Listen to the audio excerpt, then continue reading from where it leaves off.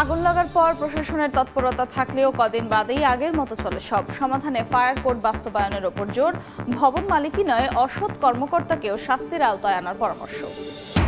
বিমস্টেক সম্মেলনে ইউনূস মোদি সাইডলাইন বৈঠক হলে দুই দেশের জন্য ইতিবাচক মত বিশ্লেষকদের। রোহিঙ্গাদের ফেরাতে মিয়ানমার ছাড়াও দিল্লি, ব্যাংককের সঙ্গে আলোচনার তাগিদ। খেলাপি ঋণের লাগাম টানতে ভেঙে দেওয়া হয়েছে সিন্ডিকেট। সুশাসন প্রতিষ্ঠা করায় চ্যালেঞ্জ জানালেন গভর্নর। পাচার হওয়া অর্থের সন্ধানে চলছে দ্বিতীয় ধাপের কাজ। এবং সরকারি হাসপাতালগুলোতে শয্যা সংকট। রাজশাহীতে বাধ্য হয়ে মেঝেতেই চিকিৎসা নিচ্ছেন রোগীরা। ডাক্তার, নার্স সংকট ভোগান্তি বাড়িয়েছে কয়েক গুণ।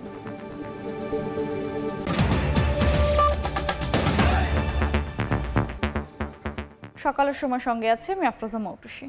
আগুন লাগার পর দু একদিন অভিযান, জরিমানা সহ নানা তৎপরতা চালায় কর্তৃপক্ষ, কিন্তু সপ্তাহ না গড়াতেই আবারও আগের দশায় চলে যায় সবকিছু। যদিও দেশে ভবন নির্মাণের সুস্পষ্ট বিধিমালা ও আইন আছে, কিন্তু তার যথাযথ প্রয়োগ নেই। সমস্যা উত্তরণে দ্রুত ফায়ার কোড বাস্তবায়নের পরামর্শ বিশ্লেষকদের। পাশাপাশি তারা বলছেন, শুধু দোষী ভবন মালিকই নয়, দায়িত্বে অবহেলা থাকলে সরকারি কর্মকর্তাকেও শাস্তির আওতায় আনতে হবে। বিস্তারিত আল আমিন তুষারের প্রতিবেদনে।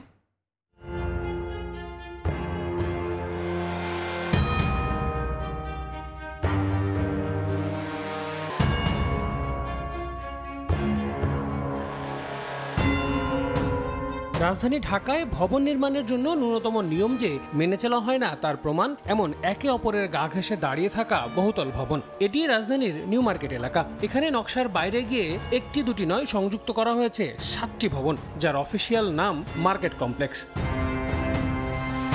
নিয়ম অনুযায়ী আবাসিক ভবনের প্রতি 550 বর্গমিটারে 2টি অগ্নি নির্বাপক যন্ত্র থাকার কথা, কিন্তু এসব কমপ্লেক্সের সিঁড়ির কাছে ছাড়া কোথাও নেই তেমন কিছু। সঙ্গে মেয়াদ ঢাকতে ছিঁড়ে ফেলা হয়েছে স্টিকার। ফায়ার সার্ভিস বলছে, আগুন লাগার বহু কারণের পাশাপাশি অন্যতম কারণ বৈদ্যুতিক শর্ট সার্কিট। কোথাও আবার সেই সার্কিট বোর্ডের অংশেই নিরাপত্তার অজুহাতে ঝুলছে তালা। মেন সুইচ যেখানে আছে, এটার চাবি কার কাছে? ইলেকট্রিশিয়ান। যে কেউ চাইলেই যেতে পারবো না? না, ওই 7 তলার অফিস। আমরা বেশি কথা বলতে গেলে সমস্যা হয়। নেই জাতীয় বিল্ডিং কোড অগ্নি সুরক্ষা সম্পর্কিত বিধানের তোয়াক্কা। রাজধানীর কাকলের 8 তলা এই পুরো ভবনের নিচে দোকান আর উপরের তলাগুলোতে আছে মেডিকেল সেন্টার। সিঁড়ি মাত্র একটি। কোথাও নেই জরুরি বহির্গমন নির্গমন পথ কিংবা তার নির্দেশিকা। ভবনের অগ্নি নিরাপত্তা ছাড়পত্র আছে কি নেই সেই প্রশ্ন করেন না কেউ। এ তো গেল বাণিজ্যিক ভবনের চিত্র। প্রশ্ন হলো, আবাসিক ভবনগুলোতে কতটা নিরাপদ রাজধানীবাসী? 6 তলা এই ভবন রাজধানীর মহাখালীতে। মাত্র 2 ফিট জায়গার মধ্য দিয়ে এখান থেকে ভেতরে প্রবেশ করতে হচ্ছে। এখানে একটা মোটরসাইকেল পর্যন্ত পার্কিং করা। এবার আপনাদেরকে আমি যদি সিঁড়িটা দেখাই, সেই একই 2 ফিট চওড়া মাত্র, এবং এই 6 তলা ভবনের পুরোটা জুড়ে আর কোথাও কোনো সিঁড়ি পাইনি। এবার সামনের অংশটা দেখাই। কেচি গেটটা দিয়ে আরও জায়গা কমানো হয়েছে। বাইরে থেকে কিন্তু পুরো ফিটফাট, একেবারে 6 তলা ভবন, উপরে আবাসিক, নিচের পুরো অংশে কিন্তু দোকান, অর্থাৎ বাণিজ্যিকভাবে ব্যবহার করা হচ্ছে। রাজুক এটার অনুমতি কিভাবে দিয়েছে সেটাই আসলে প্রশ্নের বিষয়। এদিকে আইনি জটিলতা আর সীমাবদ্ধতার মধ্যেই 2014 সালে অগ্নি প্রতিরোধ ও নির্বাপন আইনের বিধিমালাও স্থগিত হয়েছে। এই পরিস্থিতিতে ঝুঁকিপূর্ণ ভবনকে নোটিশ দেয়া ছাড়া তেমন কিছুই করার নেই ফায়ার সার্ভিসের। যেটা অফিস টাইপ হওয়ার কথা ছিল সেটা হয়ে যাচ্ছে রেস্টুরেন্ট টাইপ, যেটা সাধারণ টাইপ হওয়ার কথা ছিল সেটা হয়ে যাচ্ছে শপিং মল। রেগুলেশনের বিভিন্ন গ্যাপ খুঁজে খুঁজেই ভবন মালিকগণ এই কাজগুলো করে থাকেন। আমাদের একটু দুর্বলতা রয়েছে, নিজস্ব ম্যাজিস্ট্রেট নেই, আমরা জেলা প্রশাসনের পরে নির্ভর করি। দেখা যায় যে আমাদের যে পরিমাণ চাহিদা থাকে মোবাইল কোড করার, তার সিকিভাগও সম্ভব হয় না। পরিস্থিতি নিয়ন্ত্রণের বাইরে চলে যাবার আগেই দেশে দ্রুত ফায়ার কোড বাস্তবায়ন করা উচিত বলে মনে করেন বিশেষজ্ঞরা। এক্ষেত্রে কঠোর হবার বিকল্প নেই বলেও মনে করেন তারা। মালিককে ধরে জেলখানা ঢুকানো হয়েছে, আর কিছু করার নেই। দুর্নীতিগ্রস্ত কর্মকর্তা কর্মচারী যেই থাক না কেন, দুর্নীতিটাও যে আমাদের ওই অগ্নিকাণ্ডের মৃত্যুর জন্য দায়ী সেটা আমরা স্বীকারই করতে চাচ্ছি না। দুর্নীতির জন্য আমরা কি ব্যবস্থা করেছি, কাকে সাজা দিয়েছি, এরকম দৃষ্টান্তকে আমরা দেখাতে পারবো। তিনি আরো বলেন, আইন কিংবা বিধিমালার প্রয়োগ তো বটেই, সবচেয়ে বেশি জরুরি জনমানুষের সচেতনতা বৃদ্ধি। রমজানের আগেই তো আমাদের এই ব্যবস্থাটা করার দরকার ছিল, প্রত্যেকটা ডিপার্টমেন্ট ঝাঁপিয়ে পড়া দরকার ছিল যে এটা সেফটিটা ঠিক আছে কিনা। আল আমিন তুষার, সময় সংবাদ, ঢাকা। উচ্চ অগ্নিঝুঁকির মধ্যে রয়েছে রাজশাহী নগরীর 5টি মার্কেট। আকস্মিক বিপদ এড়াতে কারোরই নেই পর্যাপ্ত প্রস্তুতি। তারপরেও নিয়ম নীতির তোয়াক্কা না করে ব্যবসা করছেন ব্যবসায়ীরা। ফায়ার সার্ভিস বলছে, অগ্নিকাণ্ড রোধে প্রতিটি মার্কেটে নিজস্ব ব্যবস্থাপনায় পানি সংরক্ষণাগার থাকা উচিত।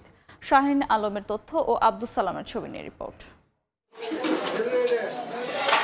15 মার্চ মধ্যরাত রাজশাহীর নিউ মার্কেটের কাঁচা বাজারে হঠাৎই আগুন লাগে। মুহূর্তেই তা ছড়িয়ে পড়ে আশপাশের দোকানে। পানির কোনো উৎস না থাকা, সরু গলি এবং ঘিঞ্জি পরিবেশের কারণে আগুন নেভাতে ফায়ার সার্ভিসের 7টি ইউনিটের প্রায় 1.5 ঘন্টা সময় লেগে যায়। পড়ে যায় 12টি দোকান।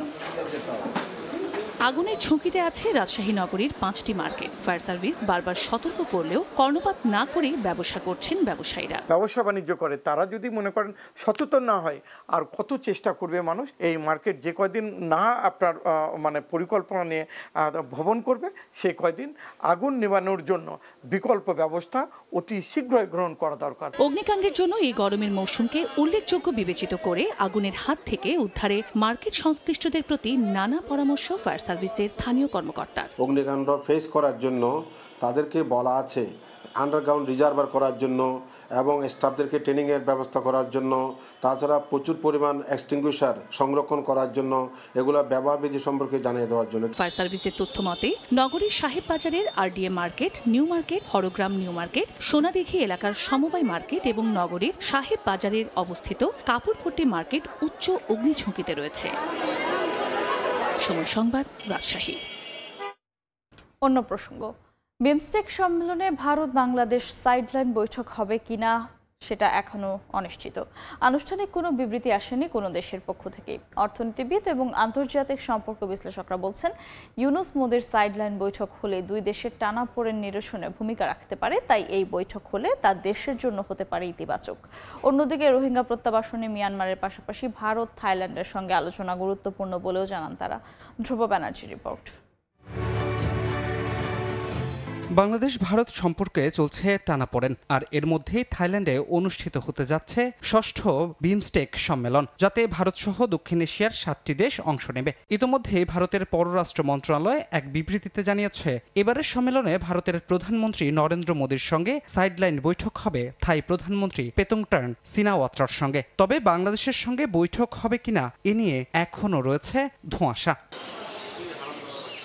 কূটনীতিবিদরা এবার বিমস্টেক সম্মেলনে সাইডলাইন বৈঠকগুলোর উপর গুরুত্ব দিচ্ছেন। ভারতের পররাষ্ট্রনীতিতে আঞ্চলিক সহায়তাকে সুদৃঢ় করার বড় রকমের পরিবর্তন না আসাকে দুর্ভাগ্য উল্লেখ করে ইউনূস মোদির বৈঠক দুদেশের টানাপোড়েন নিরসনে কার্যকর ভূমিকা রাখতে পারে বলেও মনে করেন অর্থনীতিবিদ ও আন্তর্জাতিক সম্পর্ক বিশ্লেষকরা। ভিসা জটিলতা, বিনিয়োগ বাণিজ্যের ক্ষেত্রে আলোচনা এগিয়ে নিতে ঢাকাকে আরও অগ্রগামী হওয়ার পরামর্শ তাদের। বাংলাদেশের দিক থেকে আসলে চেষ্টা চালাতে হবে যাতে ভারতের প্রধানমন্ত্রী নরেন্দ্র মোদীর সঙ্গে মাননীয় প্রধান উপদেষ্টার একটা সাইডলাইন মিটিং হতে পারে, সে 10 মিনিটে হতে পারে। যে সম্পর্কের বরফ গলা, সেটার উপরে কিন্তু আসলে আগামী দিনের যে বাণিজ্য, বিনিয়োগ, এই বিষয়গুলো নির্ভর করছে, বা চলমান যে সমস্ত প্রকল্পগুলো আছে সেই প্রকল্পগুলো তো একটা ভবিষ্যৎ লাগবে। বৈঠকটা খুব স্বাভাবিকভাবেই দুই দেশের মধ্যে যে এখন বিবাদমান একটা গ্যাপ চলছে এবং রাজনৈতিক বা কূটনৈতিক ক্ষেত্রে যে ধরনের একটা প্রেসার চলছে, সেটা লাঘবে খুব সহায়ক হতো।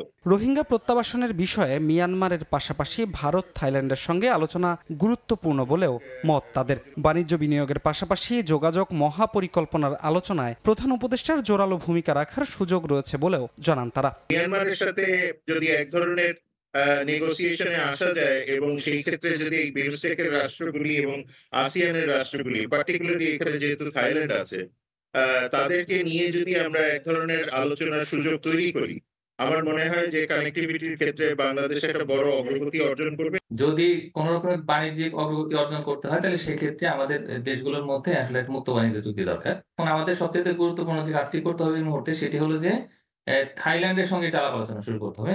এই যে ট্রান্সপোর্ট কানেক্টিভিটি যে মাস্টার প্ল্যান, শীর্ষ সম্মেলনে যে মাননীয় প্রধান উপদেষ্টার বক্তব্য, সেই বক্তব্যে এই বিষয়ে পরিষ্কার কমিটমেন্টের বিষয় থাকতে হবে এবং প্রত্যেক দেশকে আসলে আহ্বান করতে হবে যে যাতে করে এডিবি এবং অন্যান্য যে সমস্ত সংস্থা রয়েছে, বিশেষ করে উন্নয়ন সহযোগী সংস্থা, তারা যেন এই মাস্টার প্ল্যানটা বাস্তবায়নে এগিয়ে আসেন। এবারের সম্মেলনে বাংলাদেশকে পরবর্তী 2 বছরের জন্য বিমস্টেকের সভাপতি হিসেবে ঘোষণা করা হবে। ধ্রুব ব্যানার্জি, সময় সংবাদ, ঢাকা। খেলাপি ঋণের লাগাম টানতে ব্যাংক খাতের সিন্ডিকেট ভেঙে দেওয়া হয়েছে। এবার চ্যালেঞ্জ সুশাসন প্রতিষ্ঠা করা। যেসব ব্যাংক একেবারে ঘুরে দাঁড়াতে পারবে না সেগুলো একীভূত করা হবে, বন্ধ করা হবে না। এখনও খোঁজা হচ্ছে দেশ থেকে পাচার করা অর্থ গিয়েছে কোথায়।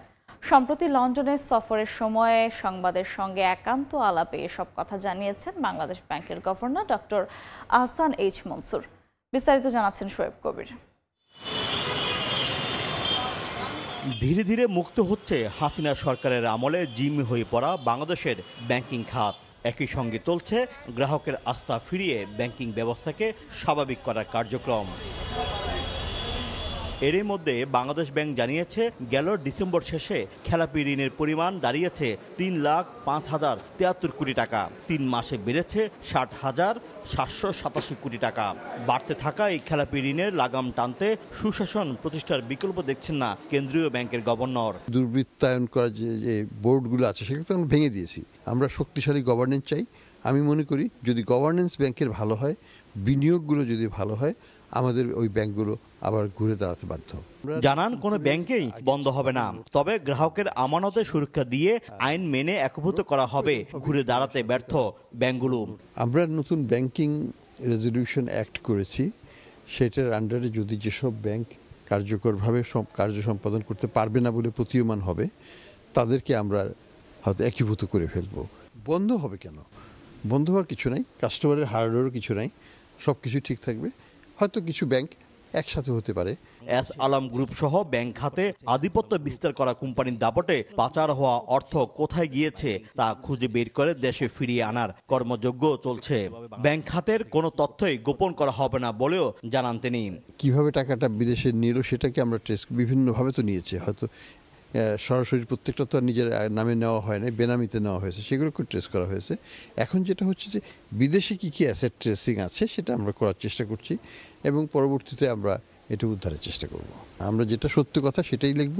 কোনো ব্যাংকের পরিচালনা পর্ষদে স্বজনপ্রীতি শঙ্কা দেখা দিলেই তা ভেঙে দেওয়ারও হুঁশিয়ারি দেন বাংলাদেশ ব্যাংকের গভর্নর। পরিবারগতভাবেও যদি হয়, তারা যদি ফিট অ্যান্ড প্রপার না হয়, তাদেরকে বোর্ডে ঢুকতে দেওয়া হবে না। এতক্ষণ আমরা কথা বললাম বাংলাদেশ ব্যাংকের গভর্নর আহসান এইচ মনসুরের সাথে। তিনি বাংলাদেশের ব্যাংকিং সেক্টর এবং অর্থনীতিকে পুনরুদ্ধারের বেশ আশার কথা শোনালেন। যদি এগুলি সঠিকভাবে বাস্তবায়ন হয় তবে বাংলাদেশের অর্থনীতিতে নতুন মাত্রা সংযোজন হবে। শোয়েব কবির, সময় সংবাদ, লন্ডন। প্রিয়জনের সঙ্গে ঈদ উদযাপন শেষে রাজধানীতে ফিরতে শুরু করেছেন নগরবাসী। এই মুহূর্তে সদরঘাট লঞ্চ টার্মিনালে আছেন রিপোর্টার তানভীর হাসান মেঘ। সরাসরি যাচ্ছি তার কাছে। ঈদের তৃতীয় দিন, ঈদের তৃতীয় দিনেও আমরা দেখছি যে সদরঘাটে পরিবার পরিজন নিয়ে কিন্তু ঢাকা ছাড়তে এখনও ঢাকা ছাড়ছে এবং সেই সঙ্গে এখানকার অনেক যাত্রীদের সাথে আমরা কথা বলছি। তারা বলেছে আমাদেরকে, তারা যেমনটা জানিয়েছে মূলত একটু প্রকৃতির খুঁজে এবং পরিবার পরিজনকে নিয়ে একটু ঘুরতেও কিন্তু তারা ঢাকা ছাড়তে শুরু করেছে। আপনজনের সঙ্গে ঈদ করতে ইতিমধ্যে ঈদের তৃতীয় দিনেও রাজধানী ছাড়ছে মানুষ এবং ভোর থেকে আমরা রাজধানীর বিভিন্ন প্রান্ত থেকে সদরঘাট এই টার্মিনাল যাত্রীদের পদচারণায় ও লঞ্চ স্টাফদের হাক ডাকে কিন্তু অনেকটাই মুখরিত ছিল এবং সেই সঙ্গে আমরা স্বাভাবিক সময়ের তুলনায় পল্টনে কিন্তু যাত্রীদের ভিড়ও কিন্তু ভোর থেকে আমরা এখন পর্যন্ত লক্ষ্য করতে পারছি। তবে কোনো রকমের দুর্ভোগ ছাড়াই যাত্রীরা লঞ্চে উঠতে পারছেন, তারা আমাদেরকে তেমনটাই জানিয়েছে এবং সেই সঙ্গে পল্টনে বাধা বাধা সারি লঞ্চ আমরা লক্ষ্য করতে পেরেছি এবং সেই সঙ্গে একটু জানিয়ে রাখতে চাই যে চাঁদপুরগামী লঞ্চগুলোতে যাত্রীদের কিছুটা চাপ থাকলেও, অর্থাৎ এই চাঁদপুরগামী যে লঞ্চগুলো রয়েছে সেগুলোতে যাত্রী চাপ অনেকটাই বেশি এবং সেই সঙ্গে বরিশাল, ঝালকাঠি, পটুয়াখালী কিংবা বরগুনা রুটে লঞ্চগুলোতে অনেকটাই ফাঁকা ছিল এবং আমরা এখন পর্যন্ত আমাদের চোখে পড়েনি যে এই অঞ্চলগুলোতে কোনো লঞ্চ ছেড়ে দেওয়ার মতো আমাদের এখন পর্যন্ত চোখে পড়েনি। তবে ঈদের দিনের তুলনায় আজকেও কিন্তু যাত্রীর চাপ ভোর 6টা থেকে কিন্তু এখন পর্যন্ত অনেকটা বেশি লক্ষ্য করা যাচ্ছে। প্রতিটি লঞ্চের ধারণ ক্ষমতা অনুযায়ী যাত্রী নিচ্ছে এবং পাশাপাশি যে সরকারি নির্ধারিত ভাড়া সেটি কিন্তু তারা নিচ্ছে এবং এখানকার যারা লঞ্চ মালিক রয়েছেন এবং সুপারভাইজার এবং ম্যানেজারের সঙ্গে আমরা কথা বলেছি, তারা আমাদেরকে যেমনটা জানিয়েছে যে পদ্মা সেতু চালুর পর দক্ষিণগামী লঞ্চের যাত্রীটা কিছুটা কমেছিল। এই অঞ্চলের মানুষ এখন বেশিরভাগ বাসেই কম সময়ে গন্তব্য যাওয়া আসা করছেন কিংবা এখন পর্যন্ত। তবে ভোলা ও হাতিয়ার লঞ্চ ছাড়া কোনো বিকল্প নেই, যার প্রেক্ষিতে ভোলা এবং হাতিয়ার যে এই অঞ্চলের মানুষ ভিড় একটু লক্ষ্য করা যাচ্ছে বেশি, এবং সেই সঙ্গে চাঁদপুরের যে চাপের কথা বলেছিলাম, যাত্রীদের যে চাপ, সেটি হচ্ছে মূলত এই যানজটের শহর অর্থাৎ এই নগরী থেকে একটু শান্তির খোঁজে, একটু প্রশান্তির খোঁজে ফিরতে, একটু প্রশান্তি খুঁজে মূলত তারা ঢাকার বাইরে যাচ্ছে। শুধুমাত্র ঢাকার বাইরে যাচ্ছে ব্যাপারটি তা নয়, অনেকে কিন্তু আবার ঢাকাও ফিরতে শুরু করেছেন, এবং তাদের সাথে আমরা কথা বলেছি। তারা আমাদেরকে যেমনটা জানিয়েছে যে মূলত ব্যক্তিগত কাজে এবং জরুরি প্রয়োজনে তারা ইতিমধ্যে ঢাকা ফিরতে শুরু করেছে, এবং সেই সঙ্গে আগেভাগেই যেহেতু রবিবার থেকে সরকারি যে অফিস কার্যক্রম সেটিও চালু হয়ে যাবে, তাই ভোগান্তি এড়াতে মূলত তারা আগেভাগেই ফিরছে, এবং তারা বলছে যে এই যাত্রাতে তাদের কোনো ভোগান্তি পোহাতে হচ্ছে না। তো সবকিছু মিলিয়ে বলা চলে যে এখানকার যে পরিস্থিতি সেটি ভোর থেকে ভালোই উপচে পড়া ভিড় ছিল, তবে এখন কিছুটা ফাঁক আমরা লক্ষ্য করতে পারছি। তো এই ছিল আমার কাছে সদরঘাট থেকে সবশেষ খবর। সরাসরি যুক্ত ছিলাম সদরঘাট লঞ্চ টার্মিনালে। সাতক্ষীরার আশাশুনিতে ভেঙে যাওয়া বেড়িবাঁধ তৃতীয় দিনেও মেরামত হয়নি। শত শত পরিবার পানিবন্দী হয়ে পড়েছে। অনেকেই বাড়িঘর ছেড়ে বেড়িবাঁধে, কেউ অন্যত্র আশ্রয় নিয়েছে। এ বিষয়ে বিস্তারিত জানাতে বিছট এলাকায় আছেন রিপোর্টার মমতাজ আহমেদ বাপি। সরাসরি যাচ্ছি তার কাছে। আমি এখন আছি সাতক্ষীরার আশাশুনি উপজেলার বিছট গ্রামের সেই ভাঙন কবলিত এলাকা। এখন ভাটায় পানি নামছে, আবার জোয়ারে পানি উঠবে। তৃতীয় দিনেও ভাঙনের এলাকায় কোনো কাজে হাত দেওয়া হয়নি, যা আমরা দেখছি।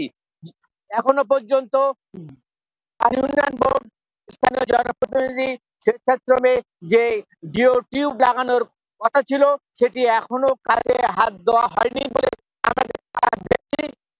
তবে পানি নামার পরে এই যে দিকে আবার জোয়ারে হয়ে যাবে সমস্ত গ্রাম, গ্রামের পর গ্রাম আবার নতুন করে প্লাবিত হবে।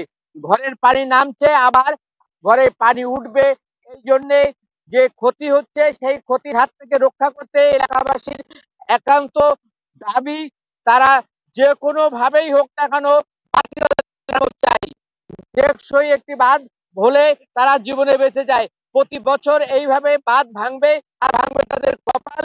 এই কপাল তারা বারবার এই পানি উন্নয়ন বোর্ড, স্থানীয় জনপ্রতিনিধি, প্রশাসনের কাছে দাবি করে আসছে।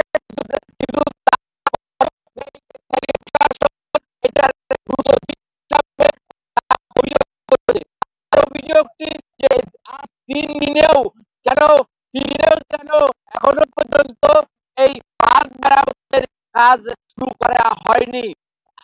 তারা এই বাঁধ মেরামতের কাজ শেষ করার সর্বশেষ বাঁধ ভবনের সর্বশেষ প্রস্তুতি এই ছিল সাতক্ষীরার আশাশুনি থেকে। সরাসরি যুক্ত ছিলাম সাতক্ষীরায়। রাজশাহী বিভাগের সরকারি হাসপাতালগুলোতে পর্যাপ্ত শয্যা না থাকায় রোগীদের চিকিৎসা নিতে হয় মেঝেতে। এতে সেবা ব্যাহত হওয়ার পাশাপাশি দূর দূরান্ত থেকে চিকিৎসা নিতে আসা রোগীরা পড়েন চরম বেকায়দায়। এছাড়া চিকিৎসক ও নার্স সংকট ভোগান্তি বাড়াচ্ছে রোগীদের। বিস্তারিত সাইফুর রহমান রকির প্রতিবেদনে। শয্যা সংকটের কারণে মেঝেতেই চিকিৎসা নিচ্ছেন রোগীরা। এই চিত্র রাজশাহী মেডিকেল কলেজ হাসপাতালের। 1200 শয্যার সরকারি এই হাসপাতালটিতে ধারণ ক্ষমতার চেয়েও 3 গুণ বেশি রোগী চিকিৎসা নিচ্ছেন, ফলে অনেকেরই ঠাঁই হয়েছে মেঝেতে। শুধু রাজশাহী নয়, বগুড়া, নওগাঁ, নাটোর, পাবনা, সিরাজগঞ্জ সহ বিভাগের 5টি সরকারি হাসপাতালের একই অবস্থা। এছাড়া সদর হাসপাতাল, বিভাগের 8টি জেলার 59টি উপজেলা স্বাস্থ্য কমপ্লেক্সে ঈদ ছাড়া সবসময় রোগীর চাপ থাকে দ্বিগুণ। এ অবস্থায় চিকিৎসা সেবা ব্যাহত হওয়ার পাশাপাশি চরম ভোগান্তিতে রোগীরা। কালকে আছি এভাবে মনে করেন যে আছি, এখনো মনে করেন যে বেড টেড পাই না। একটু বেডটা বাড়ালে ভালো হতো, কারণ এই রাস্তায় বসে থাকা, শুয়ে থাকা খুব সমস্যা রোগীদের জন্য। আমাদের এখানে যদি কোনো সুইচের ব্যবস্থা থাকে তাহলে আমরা টেবিল ফ্যানগুলো দিয়ে সেগুলো করতে পারি। এছাড়া সংকট আছে চিকিৎসক ও নার্সের। রোগীদের সেবা দিতে গিয়ে হিমশিম খাচ্ছেন তারা। চিকিৎসক সংকটের কারণে আসলে আমাদের উপর চাপটা পড়ে যায়, আমাদের বাড়তি প্রেশার নিতে হয়। একজনের কাছে গেলে দেখা আর একটা রোগী মুমূর্ষু ওর কাছে যাইতে, দুইজন মানুষ তো এভাবে ম্যানেজ করা অনেক কষ্টকর। তবে বিভাগীয় স্বাস্থ্য অধিদপ্তরের দায়িত্বশীল কর্মকর্তা জানান, শয্যা ও জনবল সংকট নিরসনের লক্ষ্যে ঊর্ধ্বতন কর্তৃপক্ষকে অবহিত করা হয়েছে। এই ঘাটতি কাটিয়ে ওঠার জন্য বর্তমান সরকার বদ্ধপরিকর এবং সেইভাবে কাজ করে যাচ্ছে। আমরা আশা করছি যে অচিরেই চিকিৎসক নিয়োগ হলে আমাদের চিকিৎসা সংকটটা কেটে উঠবে। সংশ্লিষ্টরা জানান সরকারি হাসপাতালগুলোতে মোট শয্যা সংখ্যা রয়েছে ৬,৫২০টি। সাইফুর রহমান রকি, সময় সংবাদ, রাজশাহী। নির্মাণের প্রায় 1 বছরেও নাটোর সদর হাসপাতালে চালু হয়নি কিডনি ডায়ালাইসিস ইউনিট। জেলার মাত্র একটি বেসরকারি হাসপাতালে 2 শয্যার একটি ইউনিট থাকলেও নেই বিশেষজ্ঞ চিকিৎসক। এ কারণে এই রোগে চিকিৎসা নিতে হলে রোগীদের যেতে হয় অন্য জেলায়। স্বাস্থ্য বিভাগ বলছে ইউনিটটি চালু করতে ঊর্ধ্বতন মহলের সঙ্গে যোগাযোগ করা হচ্ছে। আল মামুনের পাঠানো তথ্য ও রকনুজ্জামানের ছবি নিয়ে রিপোর্ট। 2024 সালের মে মাসে নাটোর সদর হাসপাতালে কিডনি ডায়ালাইসিস ইউনিট নির্মাণ করা হয়, তবে ইউনিটটি এখনও চালু হয়নি। এ কারণে কম খরচে এ রোগের সরকারি সেবা মিলছে না জেলার প্রায় 1000 কিডনি রোগীর। রোগী ও স্বজনরা জানান, নাটোরে বেসরকারি পর্যায়ে মাত্র একটি হাসপাতালে 2 শয্যার ডায়ালাইসিসের ব্যবস্থা থাকলেও নেই বিশেষজ্ঞ চিকিৎসক। এ কারণে এই রোগের চিকিৎসা নিতে হলে রোগীদের যেতে হয় অন্য জেলায়। এতে ভোগান্তির পাশাপাশি বাড়ে খরচ। দ্রুত সদর হাসপাতালে ডায়ালাইসিস চালুর দাবি তাদের। ডায়ালাইসিস যে সিস্টেমটা অনেক আগে উদ্বোধন হওয়া বা কার্যক্রম চালু হওয়ার কথা ছিল, কিন্তু এখন পর্যন্ত সেটা হয়নি। এটা যদি সরকারি হসপিটালে থাকতো তাহলে হয়তো আমরা কিছু টাকা সেভ করতে পারতাম। এটা যদি নাটোর সদর হাসপাতালে একটু চালু হতো আমাদের পক্ষে মনে হয় ভালো হতো খুব। স্বাস্থ্য বিভাগ বলছে ইউনিটটি চালু করতে ঊর্ধ্বতন কর্তৃপক্ষের সঙ্গে যোগাযোগ করা হচ্ছে, আর যন্ত্রগুলো অব্যবহৃত থাকলে নষ্ট হওয়ার আশঙ্কা গণপূর্ত বিভাগের। এই রোগীদের জন্য এই ইউনিটটি চালু হলে সুব্যবস্থা চালু হবে। আমরা ঊর্ধ্বতন কর্তৃপক্ষের সাথে সমন্বয় রাখছি, আশা করছি খুব দ্রুত এটি চালু হবে। কিডনি ডায়ালাইসিস সেন্টার নির্মাণ, তো এই কাজটিও আমরা খুব সুন্দরভাবে কাজ শেষ করে গত বছরের মে মাসে আমরা প্রত্যাশী সংস্থার কাছে বুঝিয়ে দিয়েছি। এটি ব্যবহার করলে যেটা হবে যে এখানে যে ইলেকট্রোমেকানিক্যাল ইকুইপমেন্টগুলো আছে সেগুলো সচল থাকবে। নাটোর সদর হাসপাতালে 10 বেডের কিডনি ইউনিট নির্মাণে ব্যয় হয় 3,31 লাখ টাকা। সময় সংবাদ, নাটোর। ঠিকমতো সরবরাহ না করায় শাস্তির মুখে পড়ছে রাজশাহী বিভাগের 913টি চালকল। খাদ্য বিভাগ বলছে কৃষক ও মিলারের অনীহায় এবছর চাল সংগ্রহের লক্ষ্যমাত্রা পূরণ হয়নি। এ কারণে চুক্তি বাতিল, নিবন্ধন স্থগিত ও জামানত বাজেয়াপ্তের মতো শাস্তি হতে পারে প্রতিষ্ঠানগুলোর। আর মিলাররা বলছেন সঠিক দাম নির্ধারিত না হওয়ায় সরকারি ভান্ডারে দেয়া যায়নি ধান চাল। মওদুদ রানার তথ্য ও হাবিবুর রহমান পাপ্পুর ছবি নিয়ে রিপোর্ট। কয়েক দফা সময় বাড়িয়ে 3 মাস ধরে আমনের ধান চাল সংগ্রহ করেও রাজশাহী বিভাগের লক্ষ্যমাত্রা পূরণ হয়নি। প্রায় 56,500 টন ধান কেনার লক্ষ্যমাত্রা থাকলেও কিনতে পেরেছে মাত্র 828 টন। 1,11,263 টন সিদ্ধ চালের লক্ষ্যমাত্রায় সংগ্রহ হয়েছে 94,707 টন। লক্ষ্যমাত্রার থেকে আতপ চাল সংগ্রহ কম হয়েছে 2,362 টন। বিভাগের 8 জেলায় খাদ্য অধিদপ্তরের সঙ্গে চুক্তিযোগ্য সেদ্ধ ও আতপ চাল কলের সংখ্যা ছিল 2030টি, কিন্তু চাল দেওয়ার চুক্তি করেনি 45টি অটো সহ 751টি মিল। আবার চুক্তি করলেও গোদামে চাল দেয়নি এমন মিল 162টি। লক্ষ্যমাত্রার 80% 30টি এবং 50% চাল দিয়েছে 71টি মিল। চুক্তি না করা ও ঠিক মতো চাল না দেয়ায় 913টি চালকলের বিরুদ্ধে ব্যবস্থা নিচ্ছে খাদ্য মন্ত্রণালয়। 2 বছরের চুক্তি বাতিল, নিবন্ধন স্থগিত ও জামানত বাজেয়াপ্তের মতো শাস্তি হবে এসব প্রতিষ্ঠানের বিরুদ্ধে, বলছে খাদ্য বিভাগ। যারা 60% কম দিয়েছে তারা আসলে যত পার্সেন্ট চাল দিয়েছে অতটুকু এই চুক্তি জামানত ততটুকু অংশই তারা ফেরত পাবে। মিলারদের ভাষ্য, সরকারি দামে ধান বিক্রি করলে মন প্রতি লোকসান হতো অন্তত 1000 টাকা, চালে কেজিতে 3 থেকে 4 টাকা। যদিও ধান গবেষণা ইনস্টিটিউটের সাম্প্রতিক এক গবেষণার তথ্য বলছে চালকল মালিকরা প্রতি কেজি চাল ও এর উপজাত বিক্রি করে লাভ করে 8 থেকে 13 টাকা। বাইরে ধানের দাম অনেক বেশি, আর সরকারে যে রেট দিয়েছিল সেই হিসাবে অনেক কম বেশি হয়ে গেছে। বাজার বাইরেরটা দেখবে আর ওরা দেখবে, দেখে তখন মিলে যেত, তাহলে সব মিলারগুলো তখন আপনার এই চালটা দিতে পারতো। এবার বাড়তি দামের কারণে আগের বছরগুলোর পুরনো চাল সরকারি গুদামে বেশি এসেছে, অভিযোগ অনেকেরই। কারসাজি, প্রক্রিয়া জটিলতা, বাজারের চেয়ে কম দাম নির্ধারণের জন্য খাদ্য বিভাগকে দায়ী করছেন বিশ্লেষকরা। উপর থেকে চাপিয়ে দেওয়ার সিদ্ধান্তের কারণে ওই নিম্নমানের চাল তাকে সংগ্রহ করতে হয়, আর এই নিম্নমানের চাল সংগ্রহ করার ফলে সাধারণ মানুষ কিন্তু ভুক্তভোগীর শিকার হয়। আমন মৌসুমে সরকার প্রতি কেজি ধান 33 টাকা, সেদ্ধ চাল 47 টাকা ও আতপ চাল 46 টাকা কেজি নির্ধারণ করেছিল। সময় সংবাদ, রাজশাহী। মুন্সিগঞ্জের ইসামতি নদীর তীরে শেখরনগরে প্রাচীন লোকজ মেলার দ্বিতীয় দিনেও বেচা বিক্রির ধুম। নাগরদোলা সহ নানা রাইডে শিশু কিশোরদের কলকাকলিতে মুখর। সেখানে আছেন রিপোর্টার নাসিরউদ্দিন উজ্জ্বল, সরাসরি যাচ্ছি তার কাছে। প্রাচীন লোকজ মেলা ঘিরে এই উৎসব আমেজ কিন্তু ছড়িয়ে পড়েছে চারিদিকে এবং দ্বিতীয় দিনের মতো কিন্তু মেলা চলছে। প্রথম দিনে প্রচন্ড ভিড় সামলে যারা আসতে পারেননি তারা কিন্তু দ্বিতীয় দিনের মতো কেনাকাটা করছেন এবং এখানে বেত, বাঁশ এবং নানা কিছু যে তৈরি সেই জিনিসপত্রের দিকে কিন্তু ঝুঁকছে অনেকে। যেমন গৃহস্থালির জিনিসপত্র ছাড়াও কিন্তু অনেকে খেলনা কিনছেন, বিশেষ করে শিশুদের জন্য কিন্তু খেলনা ব্যাপক এখানে বেচা বিক্রি হচ্ছে এবং ক্রেতারা বলছেন যে এখানে সবকিছু পাওয়া যাচ্ছে এবং অপেক্ষাকৃত কম দামে তারা কিনতে পারছেন। এই জন্য কিন্তু নারায়ণগঞ্জ থেকে ছুটে এসছেন তিনি বাড়ি বানাবেন, এখানে খুন্তি সহ দা, কোদাল যা যা দরকার তিনি কিন্তু এই মেলা থেকে কিনে নিয়ে যাচ্ছেন। এরকম নানা অঞ্চল থেকে এসছেন। আর দোকানিরা যারা 3,000-এর বেশি স্টল রয়েছে তারা বলছেন যে বছরের সবচেয়ে বড় যেই মেলা, এই মেলা ঘিরে তাদের কিন্তু নানা রকম প্রস্তুতি আগে থেকেই শুরু করেন তারা এবং সে কারণে কিন্তু এই মেলাটির জৌলস এত ছড়িয়ে পড়ে এবং এই 531 বছরের প্রাচীন যে মেলা, এই মেলার জৌলস ক্রমেই কিন্তু বাড়ছে। তারা বলছেন যে ঈদের ছুটির কারণে এবার মেলার জৌলস আরো অনেক বেড়েছে। প্রতি বছরই জমজমাট থাকে এবং এই মেলাতে ঢাকা থেকে যারা এসছেন তারাও কিন্তু তাদের পছন্দের জিনিসপত্র কিনে নিয়ে যাচ্ছেন। এখানকার যে কালী পূজা, সেই কালী পূজাকে ঘিরে কিন্তু এই মেলা এবং এই মেলার যে পুরো এলাকা সেটি কিন্তু ইছামতি নদীর পুরো যেই ইসামতি নদীর তীরের যে এলাকাটি আছে বিশাল এলাকা জুড়ে এবং এখানকার যে 5টি ইউনিয়ন রয়েছে সেই 5টি ইউনিয়নের যে এখানকার রাস্তাঘাট আছে সেই রাস্তাঘাটগুলো কিন্তু একেবারে ভিড় এবং গাড়ি এবং সরু রাস্তা দিয়ে তারা যে আসছেন সেখানে থেকে অনেক দূর দূর থেকে বোঝা যাচ্ছে যে এই মেলার জৌলসটা কি এবং মেলা ঘিরে যে এখানকার বেচা কিনা সেটি কিন্তু প্রথম দিনে কোটি টাকা ছাড়িয়ে গিয়েছে এবং দ্বিতীয় দিনে বেচা কিনা তারা অনেক বড় টার্গেট রেখে কিন্তু তারা মুড়ি মোরকা সহ নানা কিছু বিক্রি করছেন। তাই এই ছিল আমার কাছে মুন্সিগঞ্জের লোকজ মেলার সবশেষ। মুন্সিগঞ্জের লোকজ মেলার খবর জানাচ্ছিলেন সহকর্মী নাসিরউদ্দিন উজ্জ্বল। যুক্তরাষ্ট্রের প্রধান স্বাস্থ্য সংস্থাগুলোতে ব্যাপক কর্মী ছাঁটাই শুরু করেছে ট্রাম্প প্রশাসন। স্থানীয় সময় মঙ্গলবার ওয়াশিংটন ডিসির স্বাস্থ্য ও মানব সেবা দপ্তরের বাইরে কর্মীদের দীর্ঘ লাইন দেখা যায়। তবে এখনও জানা যায়নি কতজন ছাঁটাইয়ের শিকার হয়েছেন। ধারণা করা হচ্ছে মোট 10,000 স্বাস্থ্যকর্মী চাকরি হারাবেন।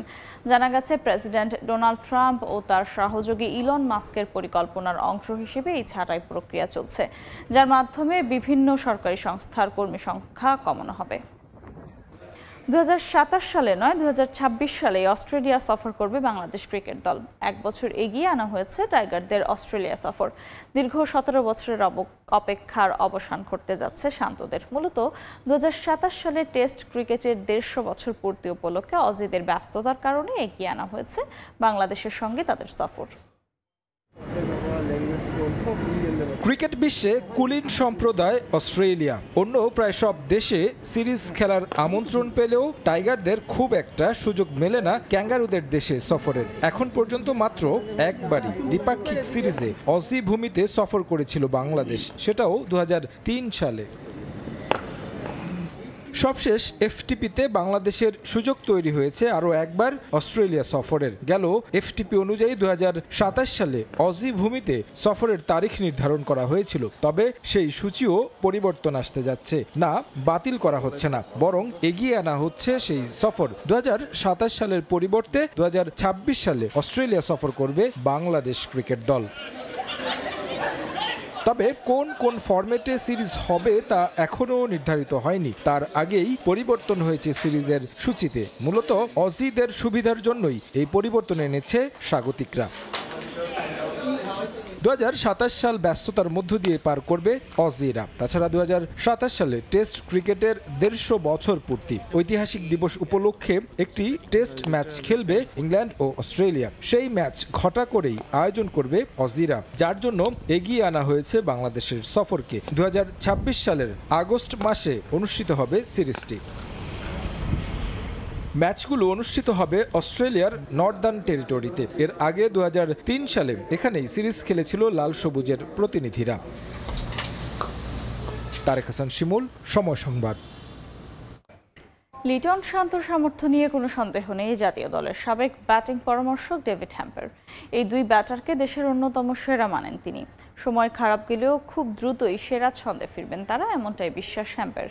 ওয়ানডে বিশ্বকাপের জন্য নারী দলের সহকারী কোচের দায়িত্ব পাওয়া হ্যাম্প ভারত বিশ্বকাপে টিকিট নিশ্চিত করতে সর্বোচ্চ প্রস্তুত করছেন টাইগ্রেসদের। দীর্ঘদিন আন্তর্জাতিক অঙ্গনে লিটনের ব্যাট পাচ্ছে না রানের দেখা। সবশেষ 7 ওয়ানডেতে স্পর্শ করতে পারেননি 2 অঙ্কের সংখ্যা। এলকেডি শেষ 6 টি-20তে 20 রানের গন্ডি পেরিয়েছেন একবারই। তারপরও ক্রিকেট পাড়ায় ফিসফাস তিনিই নাকি পাচ্ছেন টি-20র দায়িত্ব। কারণটা শান্তর অধিনায়কত্ব থেকে সরে যাওয়া শর্টার ফরম্যাটের ক্যাপ্টেন্সিতে তার জায়গায় লিটনকে যোগ্য মনে করছেন অনেকে।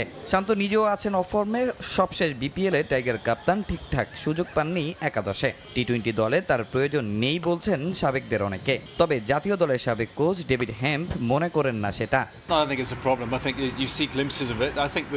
আমি মনে করি না তেমন বড় কোনো সমস্যা আছে। তাদের মূলত ধারাবাহিকতার অভাব। তবে কেন হচ্ছে না সে সমস্যা ঠিক করার অনেক চেষ্টা করছে। আমি বলবো তারা খুব ভালো ক্রিকেটার। আপনাদেরও মনে রাখতে হবে তারা খুবই ভালো। রান পেলে ঠিক হয়ে যাবে। কোহলির দিকে যদি তাকান, সেও কিন্তু দীর্ঘদিন রান করতে পারছিলেন না। একটা স্কোর করে এখন আত্মবিশ্বাসের সঙ্গে ব্যাটিং করছে। এদিকে নারী ওয়ানডে বিশ্বকাপ বাছাইয়ের জন্য ডেভিড হ্যাম্পকে বাংলাদেশ দলের সহকারী কোচের দায়িত্ব দিয়েছে বিসিবি। পাকিস্তানে টাইগ্রেসদের কঠিন চ্যালেঞ্জের জন্য সর্বোচ্চ প্রস্তুত করছেন তিনি। আমরা বেশ কয়েকদিন ধরে একসাথে আছি, বেশ কয়েকটি সেশন করেছি। আমাদের সামনে কঠিন চ্যালেঞ্জ। আমি এর আগে পাকিস্তান নারী দলেরও কোচ ছিলাম, তাই সেখানের কন্ডিশন কেমন হতে পারে তার ধারণা দিয়েছি। ক্রিকেটারদের ওপর আমার আস্থা আছে। আশা করছি বিশ্বকাপের জন্য আমরা কোয়ালিফাই করতে পারবো। লাহোরে আগামী 10 এপ্রিল থাইল্যান্ডের বিপক্ষে ম্যাচ দিয়ে ভারত বিশ্বকাপের বাছাই পর্ব মিশন শুরু করবে বাংলাদেশ। এর আগে 5 ও 7 এপ্রিল টাইগ্রেসদের দুটি প্রস্তুতি ম্যাচ খেলার কথা রয়েছে। তামিম হোসেন, সময় সংবাদ, ঢাকা। সকালের সময়ের শীর্ষ সংবাদগুলো জানিয়ে দিচ্ছে আরেকবার।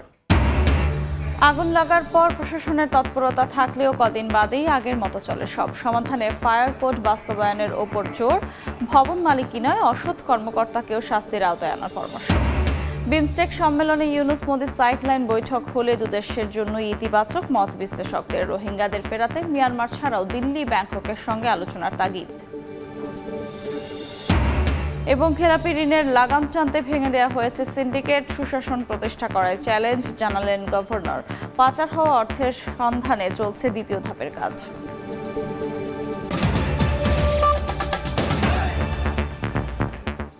এই ছিল সকালের সময়। সঙ্গেই থাকুন সময়ের।